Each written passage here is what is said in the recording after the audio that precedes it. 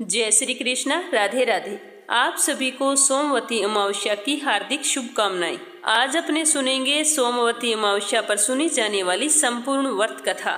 तो आप सभी इस कथा को प्रसन्नचित मन से और श्रद्धा भाव से पूरा सुनना। कथा शुरू करने से पहले कमेंट बॉक्स में शिव गौरी और लक्ष्मी नारायण का जयकारा जरूर लगाना। और साथ ही अगर आपने मीरा भक्ति चैनल को सब्सक्राइब नहीं किया है तो जरूर करना। लक्ष्मीपति नारायण की जय हो। शिव गौरी गणेश कार्तिकेय की जय हो। पहली कथा सुनेंगे सोमाधोबिन की, जो सोमवती अमावस्या को जरूर सुननी चाहिए। जय श्री कृष्णा। राधे राधे। आप सभी को अमावस्या व्रत की हार्दिक शुभकामनाएं। आज अपने सुनेंगे अमावस्या की कथा। बोलो भोले शंकर की जय हो। एक समय की बात है, एक गांव में एक साहूकार रहता था। उसके 7 बेटे, 7 बहू और एक बेटी थी। बेटी की शादी नहीं हुई थी। साहूकार के घर एक जोगी रोजाना भिक्षा मांगने के लिए आता था। जब साहूकार के घर से कोई अन्य सदस्य उसको भिक्षा देने के लिए जाता था तो वह आशीर्वाद देते हुए भिक्षा लेकर लौट जाता। लेकिन जब साहूकार की बेटी भिक्षा देने के लिए जाती तो वह जोगी भिक्षा तो ले लेता, परंतु वह कहता कि बेटी तू सुहागन तो है, पर तेरे भाग्य में सुहाग नहीं लिखा, तेरे भाग्य में तो दुहाग लिखा है। तो यह बात सुनकर साहूकार की बेटी को बहुत ही दुख होता। वह सारा दिन सोचती रहती। धीरे धीरे वह शरीर से बिल्कुल कमजोर हो गई। तो एक दिन उसकी माँ ने पूछा कि बेटी तुम इन दिनों में इतनी कमजोर क्यों दिखाई पड़ती हो? तुझे खाने पीने को अच्छा देती हूँ, तुम्हें कोई परेशानी है तो मुझे बताओ। तो इतना कहते ही साहूकार की बेटी तो रोने लगी और उसने अपनी माँ को बताया कि माँ, एक जोगी भिक्षा मांगने के लिए आता है।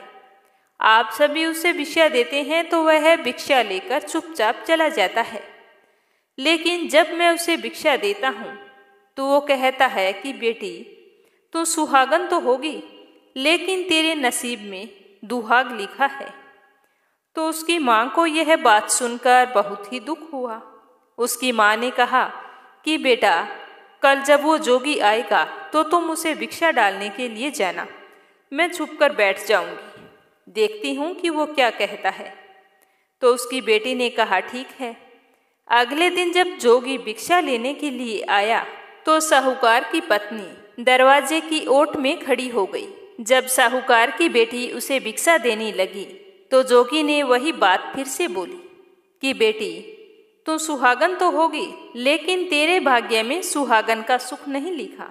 तो इतना कहते ही उस लड़की की माँ बाहर निकल आई और उस जोगी से बोली कि जोगी बाबा, हम एक तो तुम्हें भिक्षा देते हैं और ऊपर तुम मेरी बेटी के लिए इस तरह से अपशब्द बोलते हो। तो जोगी बोला कि मैं गाली नहीं देता हूँ, मैं तो जो सच है वही बोलता हूँ, जो इसके भाग्य में लिखा है वही मैंने बताया है।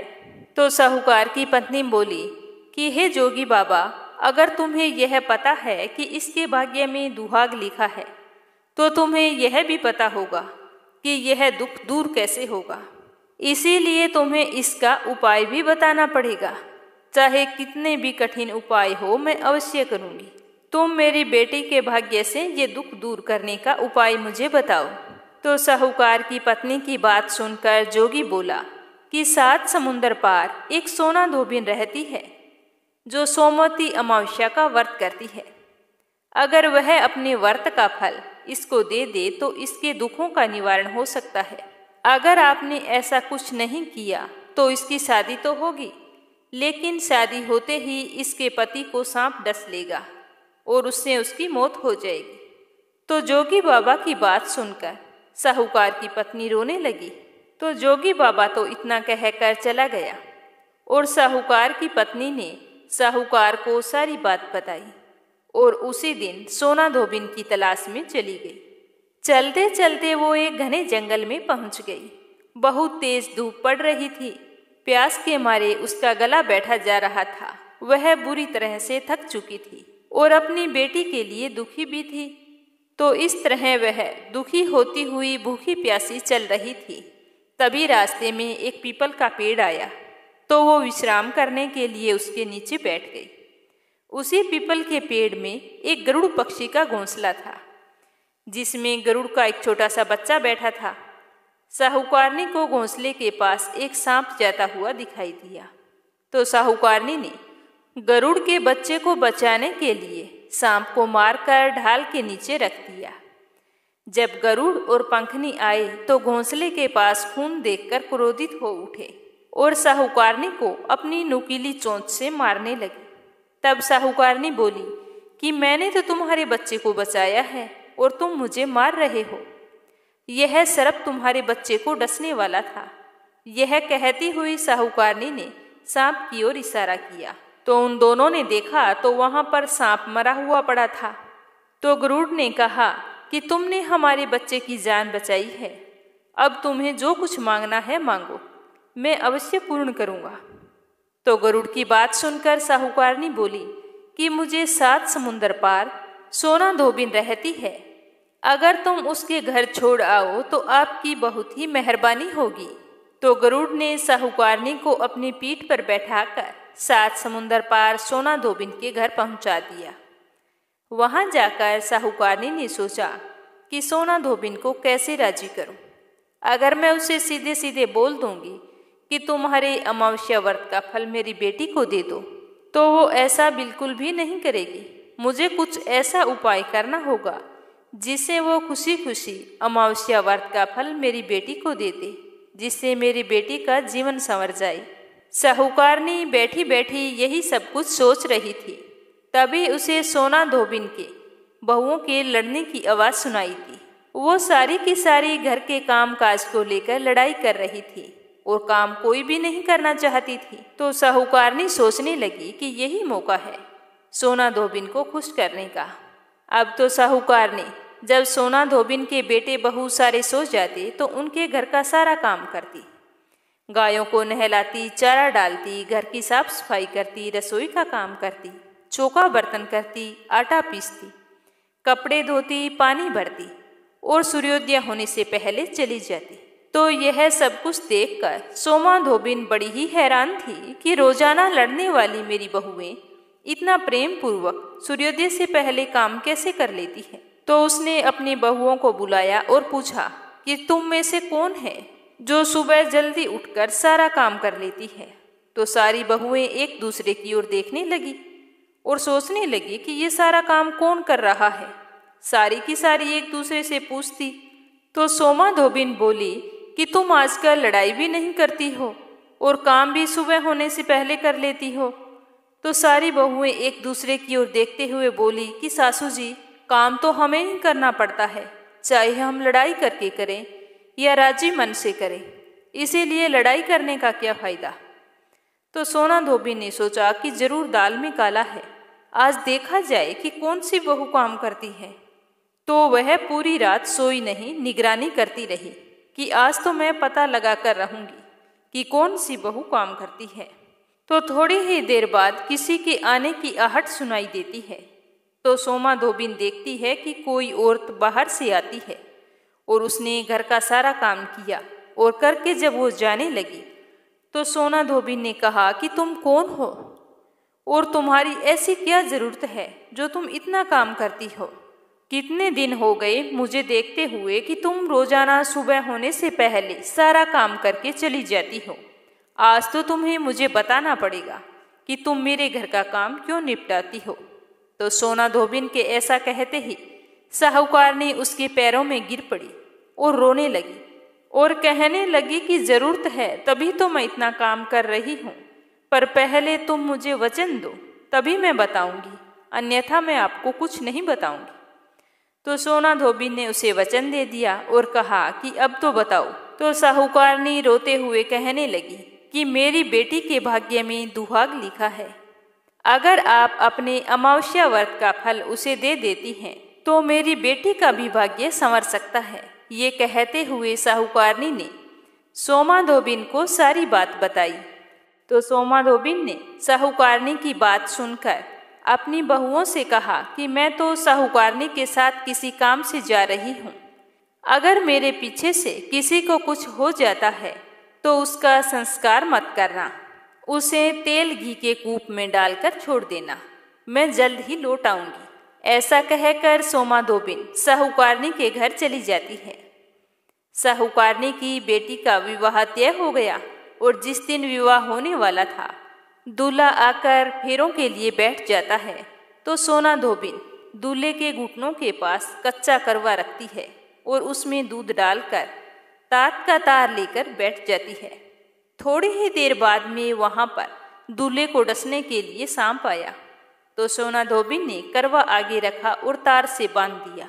लेकिन जब यह सब दूल्हे ने देखा तो डर के मारे ही उसकी मृत्यु हो गई।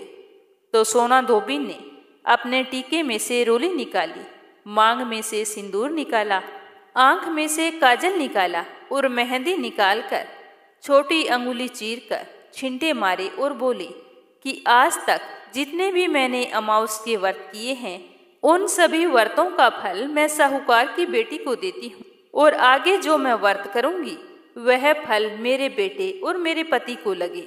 तो सोमा धोबिन के इस तरह संकल्प करते ही दूल्हा फिर से जीवित हो गया और साहूकार की बेटी का बड़ी ही धूमधाम से विवाह हुआ। उसकी विदाई होने के बाद में सोना धोबिन अपने घर को जाने लगी तो साहूकारनी बोली कि तुमने मेरे जवाई को नया जीवन दान दिया है, इसीलिए तुम कुछ भी मांगो, मेरे सामर्थ्य अनुसार होगा वह मैं सब कुछ तुम्हें दूंगी। तो वह बोली कि मुझे तो कुछ नहीं चाहिए, मुझे तो सिर्फ एक हांडी दे दो।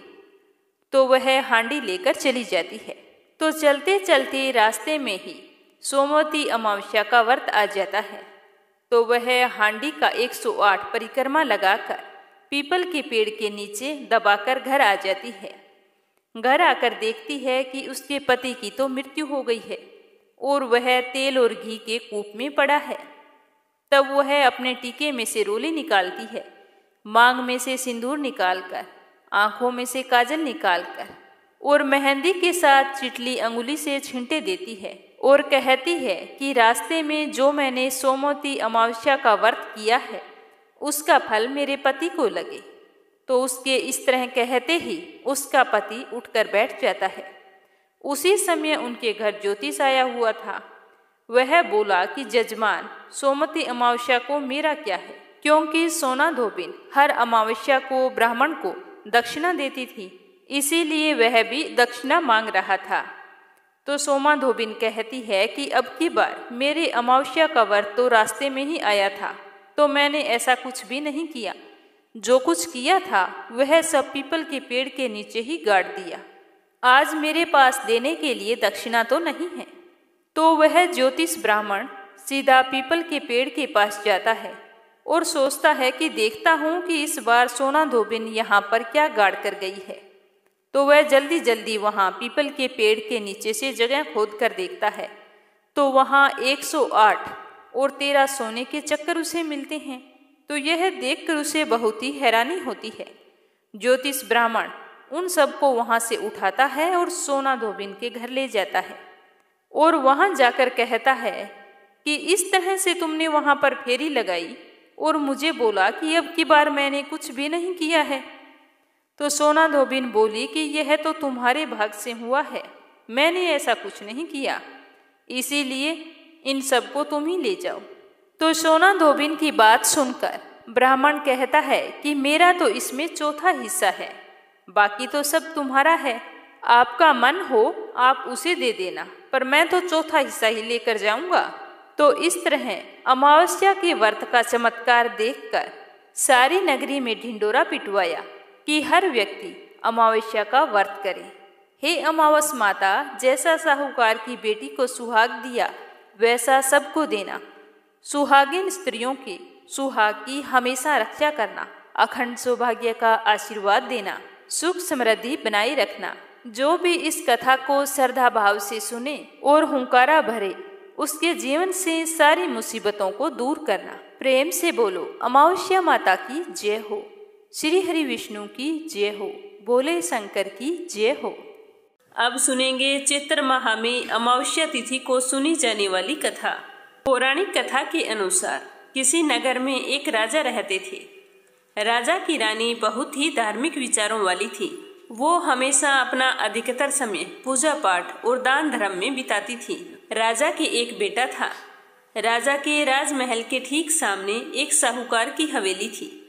रानी और साहूकार की पत्नी की आपस में बहुत ही गहरी मित्रता थी, लेकिन साहूकारनी की धर्म कर्म में कोई रुचि नहीं थी।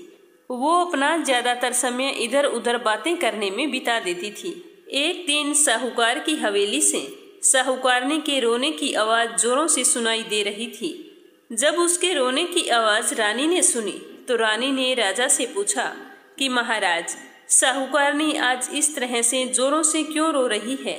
तो राजा ने बताया कि साहूकार के एक ही पुत्र था और उसकी आज मृत्यु हो गई है, इसीलिए वो रो रही है। लेकिन रानी तो हर दुख से अनजान थी, तो वो राजा से कहने लगी कि राजन, ये दुख क्या होता है?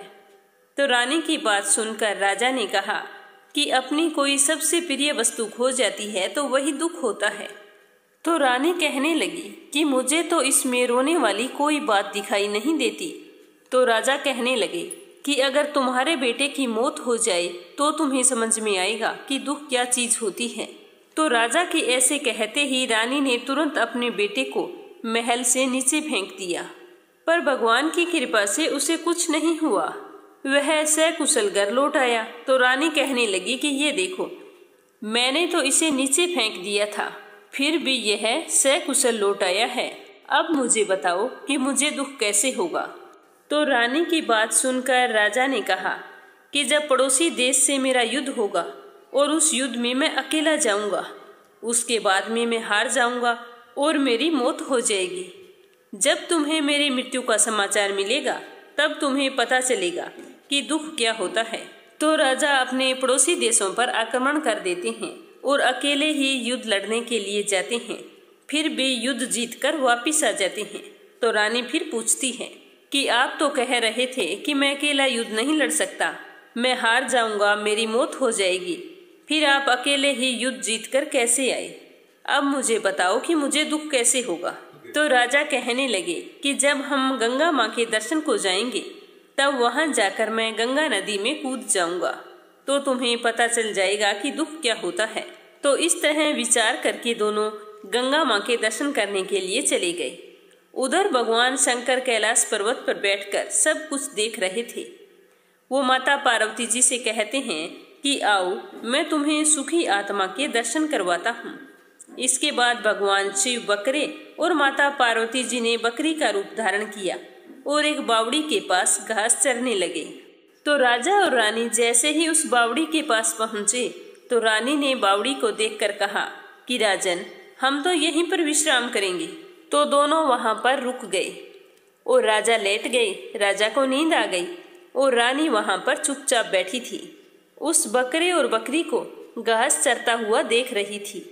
तो वो तो महादेव और पार्वती जी थे। वो आपस में बातें करने लगे। महादेव ने कहा कि पार्वती, ये बावड़ी के किनारे जो बैठे हैं राजा और रानी हैं। ये रानी बहुत ही धार्मिक विचारों वाली है, बहुत ही सीधी सादी है और अधिकतर समय अपना पूजा पाठ में बिताती है और हमेशा अमावस्या का व्रत किया करती है। तो अमावस्या व्रत के प्रभाव से उसे इस जन्म में कोई भी दुख नहीं मिलेगा, यह हमेशा सुखी रहेगी। तो रानी वहां पर बैठी बैठी शिव पार्वती की बातें सुन रही थी। शिव जी कह रहे थे कि जो भी व्यक्ति अमावस्या का व्रत रखकर पीपल के पेड़ की पूजा करता है, उसके अंदर दूध मिला हुआ जल सींचता है और 108 परिक्रमा लगाता है, उसे अपने जीवन में सारे सुख प्राप्त होते हैं। जो भी महिला अमावस्या के और सोमवती अमावस्या के व्रत रखकर पीपल के पेड़ की विधि विधान से पूजा करके व्रत कथा सुनती है, उसे अखंड सौभाग्य का, आरोग्य, संतान का आशीर्वाद मिलता है। अमावस्या का व्रत रखने वाली औरत को कभी भी पति और संतान वियोग का सामना नहीं करना पड़ता। तो ये सारी बातें सुनकर रानी को सब कुछ समझ में आ गया और रानी ने जल्दी से राजा को नींद से जगाया और सारी बात बताई और फिर कहा, चलिए राजमहल वापिस चलते हैं, मुझे किसी तरह का कोई दुख नहीं चाहिए। मेरी समझ में आ गया है कि मेरी सहेली साहूकारनी को इतना दुख क्यों हुआ, क्योंकि उसने कभी भी धर्म के नाम पर कोई कार्य नहीं किया और ना ही कभी व्रत और पूजा पाठ की। उसने अपना ज्यादातर समय इधर उधर की बातें करने में ही गंवा दिया। तो रानी की बात सुनकर राजा मुस्कुरा दिए और मन ही मन सोचने लगे कि अच्छा हुआ कि रानी की समझ में आ गया, नहीं तो यह बात समझाने के लिए मुझे गंगा नदी में कूदना पड़ता। फिर राजा और रानी सकुशल अपनी राजमहल लौट आई और रानी पूरे विधि विधान से अमावस्या का व्रत करने लगी। हे अमावस्या माता, जिस तरह का सुख आपने रानी को दिया वैसा सुख सभी को देना जो अमावस्या का व्रत करे और व्रत कथा सुने। बोलो अमावस्या माता की जय हो, शिव गौरी की जय हो। एक गांव में एक बूढ़ी अम्मा रहती थी। उसके साथ उसकी बहू रहती थी। उस बुढ़िया का बेटा विदेश में कमाई करने के लिए गया हुआ था। सास और बहू बहुत ही अच्छी थी। उस बुढ़िया की बहू बहुत ही धार्मिक विचारों वाली, उसकी पूजा पाठ और धर्म कर्म में बहुत ही रुचि थी। एक दिन वह अपनी सास से आकर बोली कि माँ जी, मैं आज व्रत रखना चाहती हूँ। तो उसकी सासू ने कहा कि बेटा, आज ऐसी क्या बात है, तुम कौन सा व्रत रखना चाहती हो? तब बहू ने कहा कि सासू माँ, मैं 3 पनौती अमावस्या का व्रत शुरू करना चाहती हूँ। तो उसकी सास बोली कि बहू, ये व्रत क्या होता है और इस व्रत को करने से क्या फल मिलता है, मुझे भी बताओ। तब बहू ने कहा कि सासू माँ, 3 पनौती अमावस्या का व्रत करने से बहुत पुण्य फल मिलता है। घर में अन्न धन बना रहता है, सुख शांति रहती है, अटल सुहाग मिलता है और पुत्र की प्राप्ति होती है। इस व्रत में प्रत्येक वर्ष अलग अलग खाना खाया जाता है। भगवान विष्णु के मंदिर में चढ़ावा चढ़ाया जाता है या फिर किसी ब्राह्मण को दान दिया जाता है। इस व्रत में पहले साल शक्कर, घी और चावल से बना हुआ खाना खाया जाता है। जब पहले साल की 12 अमावस्या का व्रत पूरा हो जाए तो 1.25 किलो चावल, 1 कटोरी घी तथा 1 कटोरी शक्कर किसी ब्राह्मण को दान दिया जाता है। दूसरे साल जौ, घी और शक्कर से बना हुआ खाना खाया जाता है। जब दूसरे साल की 12 अमावस्या पूरी हो जाए तो 1.25 किलो जौ, 1 कटोरी घी और 1 कटोरी शक्कर किसी मंदिर में या फिर किसी ब्राह्मण को दान देना होता है। और तीसरे साल गुड़, तिल और घी से बने हुए व्यंजन खाने चाहिए। और इसी तरह तीसरे साल का उद्यापन किया जाता है। इसे 3 पनौती अमावस्या कहा जाता है। लेकिन इसका यह नियम है कि अगर हम एक बार संकल्प ले लेते हैं तो इसे पूरा करना जरूरी होता है। इन व्रतों को बीच में नहीं छोड़ा जाता। तो व्रत का सारा विधान जानकर उसकी सासू ने कहा कि बेटा, मेरी तो उम्र हो गई है, लेकिन तुम इस व्रत को श्रद्धा पूर्वक करो। तो अपनी सास की आज्ञा पाकर बहू बड़ी खुशी से अमावस्या का व्रत शुरू कर देती है। उसके तीसरे साल के व्रत पूरे होने वाले होते हैं। तो बहू का एक दिन अमावस्या का व्रत था और सास बहू दोनों मंदिर पर गई थी। उस दिन मंदिर पर भोज का आयोजन किया गया था। तो बहू ने किसी के कहने पर वहां पर रोटी खा ली और अपना व्रत भंग कर लिया। इससे अमावस्या माता नाराज हो गई, जिससे सास बहू में रोजाना आए दिन झगड़े होने लगे। जो सास बहू इतने प्यार से रहती थी, उनके बीच में रोजाना जोर जोर से लड़ाइयाँ होने लगी। यह सब देखकर गांव वाले भी हैरान हो गए कि यह सब क्या हो गया। एक दिन सास बहू की लड़ाई बढ़ते बढ़ते इतनी बढ़ गई कि मरने मारने की नौबत आ गई। तभी अड़ोस पड़ोस के लोग वहां पर इकट्ठे हो गए और बुढ़िया से पूछने लगे कि क्या बात हो गई, तुम दोनों के बीच रोजाना इस तरह से झगड़ा क्यों होता है। तो वह बुढ़िया बोली कि यह जब से मेरे घर में बहू बनकर आई है, तब से हमारे घर की तो लक्ष्मी ही चली गई है। यह हमारे लिए बिल्कुल भी शुभ नहीं है। लेकिन यह इस बात को मानने के लिए तैयार नहीं है। तो सास की बात सुनकर बहू बोली कि माँ जी, मेरे आने से आपके घर की लक्ष्मी चली गई है, तो आप ही बताओ कि आपकी लक्ष्मी कहाँ गई है और मुझे कहाँ मिलेगी। मैं तुम्हारी लक्ष्मी को जरूर लेकर आऊंगी। तो सास ने कहा कि लक्ष्मी जी तुमको समुद्र के बीच में भगवान विष्णु के पैर दबाते हुए मिलेगी। तो बहू बोली कि जब तक मैं आपकी लक्ष्मी को लेकर नहीं आऊंगी, तब तक इस घर में पैर भी नहीं रखूंगी। इतना कहकर बहू लक्ष्मी की खोज में घर छोड़कर निकल जाती है और जाने अनजाने रास्तों पर चलती ही जाती है। तो रास्ते में उसे एक गाय मिलती है। वह बहू से पूछती है कि आप कहाँ जा रही हो।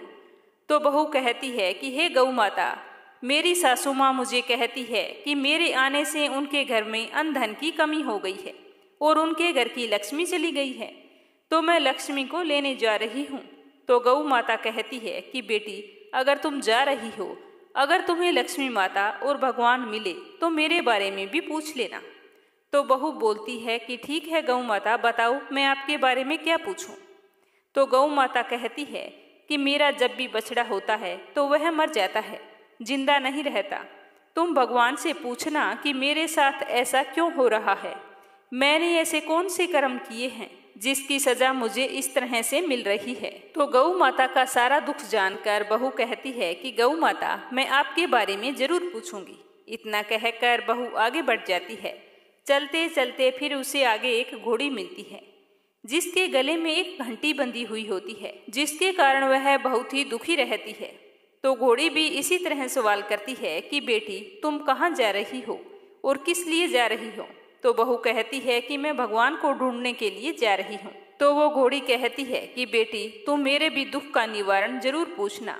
तब बहू कहती है कि जरूर पूछूंगी। यह कहकर बहू आगे बढ़ती है। आगे जाते जाते बहू को एक अंधा और बहरा बुजुर्ग मिलता है जो रास्ते के बीचों बीच बैठा होता है। तो बहू सोचती है कि बेचारा रास्ते के बीच में बैठा है, कहीं इसे चोट ना लग जाए। तो वो पास जाकर कहती है कि बाबा उठो, सड़क के किनारे पर बैठ जाओ, लो मैं तुम्हारी मदद करती हूँ। तो ऐसा कहकर वह उस बुजुर्ग व्यक्ति का हाथ थामकर उसे सड़क के किनारे एक पेड़ के नीचे बैठा देती है। तो वह बूढ़ा आदमी उसको धन्यवाद देता हुआ कहता है कि बेटी, तुम कौन हो और कहाँ से आई हो। तो वह कहती है कि बाबा, मैं भगवान विष्णु और माता लक्ष्मी को ढूंढने के लिए जा रही हूँ। मेरी सास कहती है कि मैं अभागन हूँ, मेरे आने से उनके घर का अन्न धन नष्ट हो गया है, इसीलिए मैं लक्ष्मी की तलाश में जा रही हूँ। तो वह बूढ़ा बाबा कहता है कि बेटी, एक काम करना, अगर तुम्हें भगवान मिले तो मेरे बारे में भी पूछना कि मैंने ऐसे कौन से कर्म किए थे जिसके कारण मैं अंधा हो गया हूँ। तो वह कहती है कि ठीक है बाबा, मैं आपका सवाल भी पूछ लूंगी। जैसे ही वह बूढ़े बाबा से बातचीत करके आगे बढ़ती है तो रास्ते में उसे एक बूढ़ी औरत मिलती है जो हाथ और पैर से अपाहिज होती है। वह भी बहू से अपनी समस्या भगवान से पूछने के लिए कहती है। तो बहू उसकी समस्या को भी पूछने के लिए तैयार हो जाती है और आगे चली जाती है। चलते चलते भूख प्यास से बेहाल वह बिल्कुल थक जाती है और एक आम के पेड़ के नीचे बैठ जाती है। तब आम का पेड़ उसे इतना थका हुआ हैरान परेशान देखकर पूछता है कि बेटी, तुम कहाँ से आई हो और कहाँ जा रही हो। तब वह बहू बताती है कि मैं लक्ष्मी को लेने जा रही हूँ। तब वह पेड़ कहता है कि मेरी समस्या भी लक्ष्मी माता से पूछ लेना कि मेरे पेड़ पर आम खट्टे क्यों लगते हैं। तो बहू ने कहा ठीक है। आगे चलते चलते बहू को एक तलाई मिलती है। तो वह भी बहू से कहती है कि बेटा, तुम भगवान से पूछना कि मेरी तलाई का पानी इतना मैला क्यों है, मेरी तलाई का पानी कोई भी मनुष्य नहीं पीता। तो बहू कहती है कि जरूर पूछूंगी। इतना कहकर वह आगे बढ़ जाती है। इस तरह बहुत दिनों तक जंगल में चलते चलते वह बहुत थक जाती है। उसे भूख भी लगी होती है, लेकिन खाने के लिए उसे कुछ भी नहीं मिलता। तो वह भूख और प्यास के कारण बेहोश हो जाती है। उसी समय भगवान विष्णु और माता लक्ष्मी वहां पर विचरण करते हुए आते हैं। तब माता लक्ष्मी जी विष्णु जी से कहती है कि हे नाथ, यह आपकी बहुत ही बड़ी भक्तन है, आप इसके दुखों का निवारण करो। तब विष्णु भगवान कहते हैं कि इस संसार में बहुत सारे जीव ऐसे हैं जो बहुत ही दुखी हैं। सारे लोग अपने अपने कर्मों का फल भोग रहे हैं, तो मैं किस किस के दुख का निवारण करूं। तो लक्ष्मी माता विनती करने लगती है कि यह बहुत ही भूखी प्यासी है और आपकी सच्ची भगत भी है। अगर आपने इसे ऐसे ही जंगल में छोड़ दिया तो जंगली जानवर इसे अपना शिकार बना लेंगे। माता लक्ष्मी जी की बात सुनकर भगवान विष्णु एक साधु का वेश धारण करके बहू के पास आते हैं और अपने कमंडल में से पानी का छींटा देकर उसे होश में लाते हैं। बहू के होश में आते ही साधु के वेश में भगवान उससे पूछते हैं कि बेटा, तुम कहाँ से आई हो और कहाँ जा रही हो। तो बहू पूरी बात बताती है। उसकी बात सुनकर भगवान विष्णु और माता लक्ष्मी जी अपने असली रूप में प्रकट हो जाते हैं। उनके साथ में अमावस्या माता भी वहां पर आ जाती है। तो बहू उनके चरणों में गिरकर रोने लगती है और कहती है कि मुझसे ऐसी कौन सी गलती हो गई है जिसके कारण मैं इस तरह जंगलों में भटकती फिर रही हूँ। तो अमावस्या माता बहू को कहती है कि बेटी, तूने मेरे व्रत को खंडित किया है, इसी की सजा तुझे मिली है, लेकिन तुम्हारी सच्ची श्रद्धा देखकर मैं तुम्हें माफ करती हूँ। अब तुम घर जाओ, तुम्हारा घर अन्न धन से संपन्न होगा और तुम्हारी जो झोंपड़ी है वह सुंदर महल में बदल जाएगी। तुम्हारी सारी मनोकामना पूर्ण होगी। तुम फिर से 3 पनौती अमावस्या का व्रत श्रद्धा पूर्वक विधि विधान से करके उसका उद्यापन कर देना। इस तरह का आशीर्वाद पाकर बहू बहुत ही खुश हुई और फिर भगवान विष्णु और लक्ष्मी जी से रास्ते में जो जो मिले थे उनके दुखों का कारण पूछने लगी। तो गाय के बारे में पूछा तो भगवान विष्णु ने बताया कि उस गाय ने कभी भी अपने मालिक को दूध नहीं दिया। उसका मालिक बहुत ही गरीब था, वह उसके दूध से अपना गुजर बसर करता था, लेकिन उसके इस तरह परेशान करने से उसने उस गाय को छोड़ दिया और उसी की बददुआ उस गाय को लग गई है, जिसके कारण उसके बछड़े जिंदा नहीं रहते। तुम ऐसा करना, उसका दूध निकालकर एक बार तुम पी लेना, जिसके बाद से उसके बछड़े जिंदा रहने लगेंगे, और उससे कहना कि अपने मालिक के घर वापस चली जाए। फिर बहू ने घोड़ी के बारे में पूछा तो विष्णु भगवान ने बताया कि वह घोड़ी पिछले जन्म में आटा पीसने वाली महिला थी।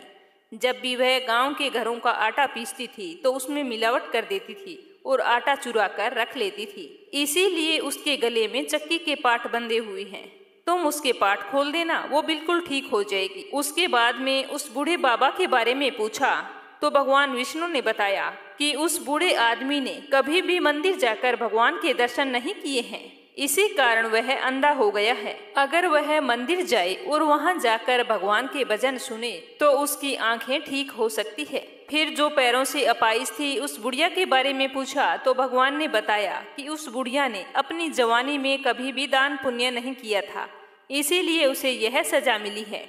तुम उसे दान करवा देना और कहना कि अमावस्या के व्रत रखे, जिसके फलस्वरूप वह बिल्कुल ठीक हो जाएगी। उसके बाद में उस आम के पेड़ के बारे में पूछा तो भगवान ने बताया कि वह आम का पेड़ पिछले जन्म में एक माली था और उससे एक अनाथ बच्चे ने उससे आम मांगा तो उसने आम नहीं दिया, क्योंकि वह बहुत ही कठोर और निर्दयी था। उसी की सजा उसे मिल रही है।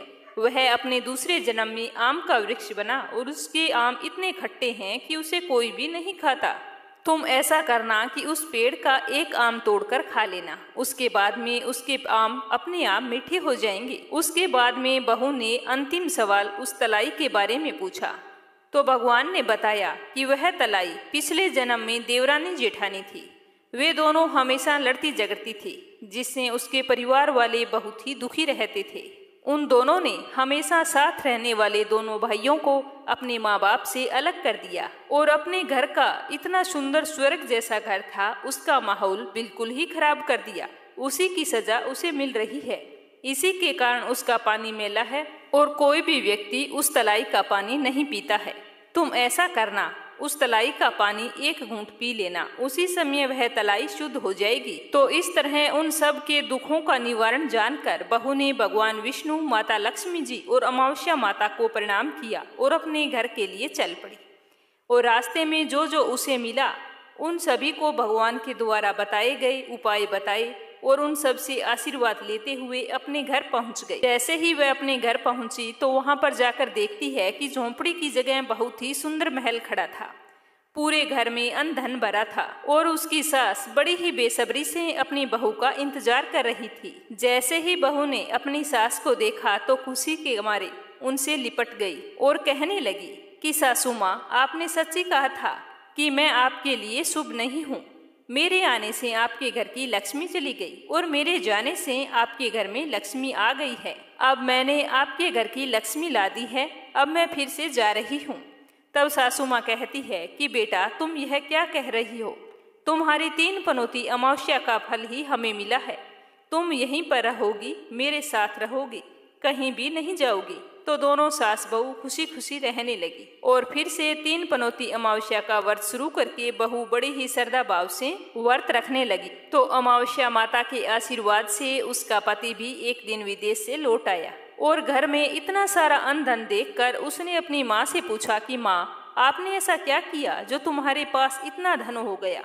मैंने तो सालों तक विदेश में कमाई करने के बाद भी इतना धन नहीं कमा पाया। तो उसकी माँ बोली कि बेटा, यह तो तुम्हारी बहू के अमावस्या व्रत का फल मिला है हमें। तो वह यह जानकर बहुत ही खुश हुआ। 1 साल बाद उनके घर में सुंदर पुत्र ने जन्म लिया। इस तरह से उस घर के सारे लोग सुखी और संपन्न हो गए।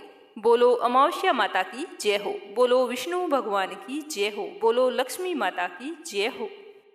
अब एक कथा सुनते हैं गणेश जी भगवान की। बोलो गणेश जी महाराज की जय हो। एक गांव में एक बुढ़िया रहती थी। वह बहुत ही गरीब और आंखों से अंधी थी। उसके एक बेटा और एक बहू थे। उस बुढ़िया का रोजाना का नियम था कि वह सदैव गणेश जी की पूजा किया करती थी। ऐसा करते करते सालों बीत गए। एक दिन गणेश जी ने उसकी तपस्या से प्रसन्न होकर प्रकट होकर कहा कि बूढ़ी माई, मैं तेरी पूजा से बहुत ही खुश हूँ। आज जो तू मांगना चाहती है मांग ले। तो बुढ़िया बोली कि भगवान, मुझे तो कुछ मांगना ही नहीं आता, कैसे मांगूं और क्या मांगूं? तो गणेश जी बोले कि चलो घर जाओ और अपने बेटे बहू से पूछकर कल आ जाना, फिर जो तुम चाहो मांग लेना। तो बूढ़ी माई ने कहा कि ठीक है महाराज, कल मैं अपने बेटे बहू से पूछकर फिर आऊंगी। तो ऐसा कहकर बुढ़िया अपने घर चली गई। घर जाकर अपने बेटे से बोली कि बेटा, गणेश जी महाराज तो मेरी पूजा से बहुत ही प्रसन्न हैं। उन्होंने आज मुझे दर्शन देकर कहा कि अगर बुढ़िया तू कुछ मांगना चाहती है तो मांग, मैं तुम्हें वरदान देता हूँ कि जो तू मांगेगी वो सब कुछ तुझे मिलेगा। पर मेरी तो समझ में नहीं आ रहा कि मैं क्या मांगूं। तो उसका बेटा बोला कि माँ, तू खूब सारा धन मांग ले, हम ऐशो आराम से रहेंगे। तो बुढ़िया के ये बात मन में जची नहीं। तो वो अपनी बहू के पास गई और बोली कि बहू, तू बता बेटा कि मैं क्या मांगूं गणेश जी से। तो अपनी सास की बात सुनकर बहू बोली कि माँ जी, आपकी सखी सहेलियों के सभी के नाती पोता हैं, आपके नहीं हैं। क्या आपका मन नहीं करता कि आपके भी नाती हों, आपके साथ खेले कूदें, आपसे कहानियाँ सुने? तो मैं तो कहती हूँ धन को छोड़ो, नाती मांग लो। तो बुढ़िया सोचने लगी कि ये तो सारे अपने अपने मतलब की बात कर रहे हैं, इनके मांगने में बुरा तो कुछ नहीं, फिर भी ना जाने क्यों मुझे इन बातों से सुकून नहीं मिल रहा। चलो मैं अपनी सहेली से पूछ कर आती हूँ। यह सोचकर बूढ़ी माई अपनी पड़ोसन के पास गई और वहाँ जाकर बोली कि बहन, तू मुझे बता कि मैं क्या मांगूं। मेरे बेटा तो कहता है कि खूब सारा धन मांग ले और बहू कहती है कि नाती मांग ले। मेरी समझ में कुछ नहीं आ रहा कि मैं बहू की मानूं या बेटे की मानूं। तो उसकी पड़ोसन ने बुढ़िया की बात सुनकर कहा कि तू तो थोड़े ही दिन जिएगी, क्यों तो तू धन मांगे और क्यों नाती मांगे? धन मांगेगी तो तेरे क्या काम का, और नाती मांगेगी तो तुम्हें तो आंखों से दिखाई नहीं देता। तो तू तो अपने पोते को आंखों से देख भी नहीं सकती, तो खिलाएगी कैसे? मेरा कहना मान, तू अपनी आंखों की रोशनी मांग ले, जिससे तेरी बची हुई जिंदगी आराम से कट जाए। तो पड़ोसन की बात सुनकर बुढ़िया चुपचाप घर आ गई। उसके मन में पड़ोसन की बात भी नहीं जची। आकर वो सो गई और सोचती रही कि हे भगवान, तू ही बता कि मैं क्या मांगूं। मुझे तो कुछ भी समझ में नहीं आता। कभी सोचती हूँ बेटे की मान लूँ, कभी सोचती हूँ बहू की मान लूँ, और कभी सोचती हूँ कि पड़ोसन की मान लूँ।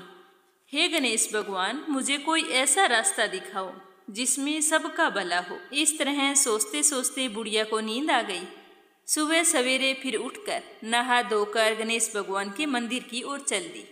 वहां जाकर पूजा अर्चना करने के बाद में गणेश भगवान ने दर्शन दिए और बोले कि बुढ़िया मांग, तुझे क्या मांगना है? तुम्हारे बेटे बहू ने क्या बताया? तो बुढ़िया कहने लगी कि भगवान, अगर आप मुझ पर प्रसन्न हैं तो मुझे 9 करोड़ की माया दे, निरोगी काया दे, अमर सुहाग दे, आंखों की रोशनी दे, नाती दे, पोता दे, और सब परिवार को सुख दे, अंतकाल में मोक्ष दे। तो यह सुनकर गणेश जी भगवान बोले कि बूढ़ी माई, तूने तो मुझे ठग लिया और मुझे कह रही थी कि मुझे कुछ मांगना ही नहीं आता। चलो कोई बात नहीं, जो तूने मांगा है वचन के अनुसार तुझे सब कुछ मिलेगा। यह कहकर गणेश जी वहां से अंतर्ध्यान हो गए। उधर बुढ़िया माई ने जो कुछ मांगा था उसे वह सब कुछ मिल गया। हे गणेश जी महाराज, जो भी तुम्हारी श्रद्धा भाव से कथा सुने, तुम्हारी पूजा अर्चना करे, तो जैसा तुमने उस बूढ़ी माई को दिया वैसा सबको देना। और अब अंत में सुनते हैं लप्सी और तपसी की कथा। इस कहानी को हर व्रत कथा के अंत में अवश्य सुनना चाहिए। और कथा सुनने के बाद में कहना चाहिए कि लप्सी का फल लप्सी को मिले, तपसी का फल तपसी को मिले, और हमारी कहानी का और हमारे व्रत का फल हमें मिले। तो ये थी सोमवती अमावस्या पर सुनी जाने वाली संपूर्ण व्रत कथा। आप सभी की मंगल कामना के साथ जय श्री कृष्णा, राधे राधे।